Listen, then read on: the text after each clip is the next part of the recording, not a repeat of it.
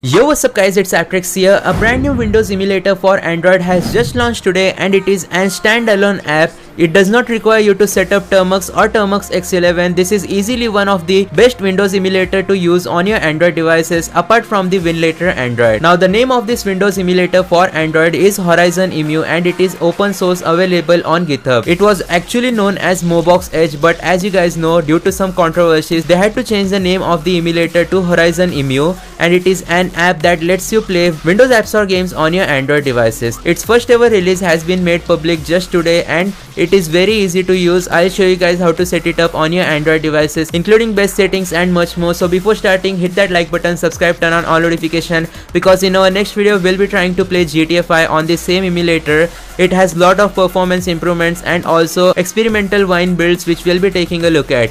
Now recommended settings are also given by the developer. If you also want to try out this Windows emulator, then note that this emulator is available on its official GitHub page. But anyways, here are the minimum requirements. You need at least Android version 9 or above, Adreno 610 GPU or above, which means Snapdragon 680 processor or above, or any other GPU that supports turnip. Now it means that Virtual has not yet been added in this emulator, so on MediaTek processors you won't be able to use it, though root is not required. The current build is the beta 0.8, and if you try deleting a container in this emulator, it will also delete the D directory. As you will be able to see, it will delete this folder right here from your internal storage, so make sure to note not to remove containers in this app. Anyways, I have already added this app on my Android device. Let's just go ahead and open it. Now when you open it for the first time, everything will be blank, so it will say Horizon Emu at the top corner.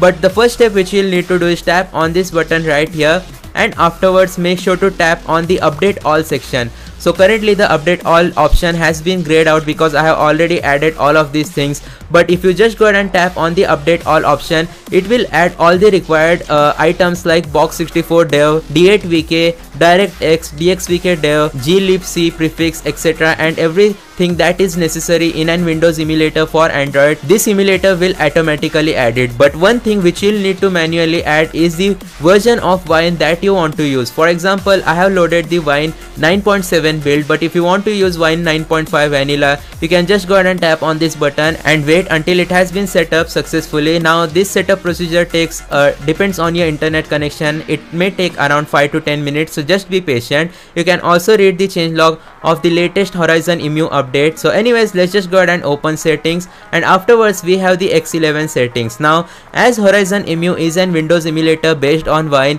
it does use Termux, it does use Termux X11, but all of that is already implemented in the app itself. You don't need to use two separate apps, and it is much more easier and almost as optimized as Emulator Android, even with regular updates. So that's why I think it might even be better than Emulator. Anyways, in terms of display resolution mode, make sure to choose exact. In terms of display resolution, the developer recommends you 800 by 600 or something around that, so you can set it to that, but we'll go with 720p resolution.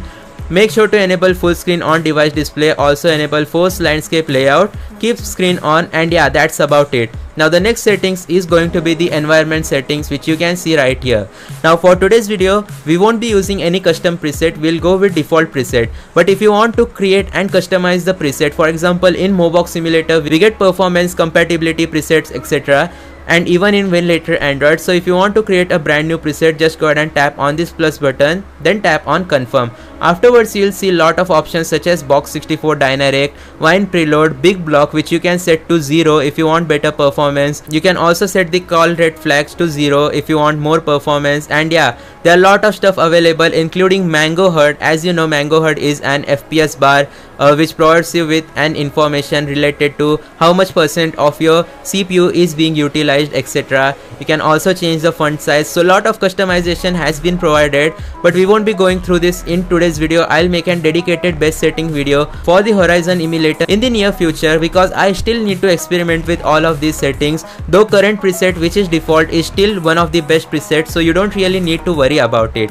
Anyways, once everything has been done, you will see your container right here. After adding the the Wine version, you will see that the blank container screen has now your Wine 9.7 or whichever Wine version you use, it will show you an container. So you just have to tap on create new container, and afterwards it will show you some settings. For example, in terms of environment preset, here you will have to choose the custom preset that you created. In terms of performance, compatibility or default, we'll go with the global preset. In terms of box 64, you can also select the version of box 64. It has the latest box 64 version, which was 24 April.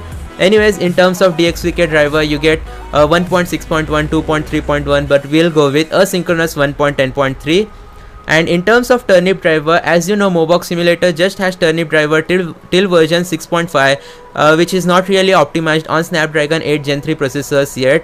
So you can go all the way up to version 8, which is the latest graphics driver. And in terms of VK D3D driver, you get only one option, which is 2.12, and in terms of D8 VK, you only get 1.0. Anyways, once all of that has been done, you just have to tap on the done button, and afterwards you will see an option known as don't touch. So don't touch it, guys, else it might delete the D directory of your Android device, as I have mentioned previously. So that's the only bug with this emulator for now. Anyways, once everything has been done, all you'll need to do is tap on the file manager option and then tap on open button. Afterwards it will say Wine is already running. Now if you start it for the first time, it will take some time to load or open up the Wine. In my case, on my Android device, it took about 2 to 3 minutes of waiting until the PC was successfully launched on my Android device. And if you just go ahead and open recent, you will be able to see that it is Horizon emulator that is running our Wine based desktop PC on our Android device and not Termux X11. So that's pretty cool. Now if you want to enable touch controls, then you just have to go to the start directory and afterwards tap on input bridge option that you see in the bottom. So I'll just go ahead and tap on it. Afterwards it will automatically initialize input bridge. You'll need to open the input bridge app first from your Android device, and let's go back to Horizon Emu, tap on open desktop, and there we go. At the right side you will be able to see that on-screen touch controls have been now enabled. So yeah guys, this is very functional emulator, and just take a look at the speed at which it operates. In just a single click, every single folder is being loaded, whereas in Mobox Simulator it used to be a bit slower than this. Now I'm not saying Mobox is worse, it's completely up to you guys, depending on which Windows emulator for Android do you guys want to use. And I'll be uploading the gameplay of this Windows emulator in my next video, where we'll be trying to run GTA 5 on my iQOO with Snapdragon 8 Gen 3 processor and 16 GB of RAM. Nonetheless, as you will be able to see, even the RPCS3 PS3 emulator works on this Windows emulator, so it is surely very optimized, and you can even emulate PS3 games on your Android using an Windows emulator. I have already made a video on it, which you can check out on the iCard above. Anyways though, that's going to be it for today's video. Thanks for watching. Hit that like button, subscribe, turn on all notifications. I'll see you guys next time. Goodbye.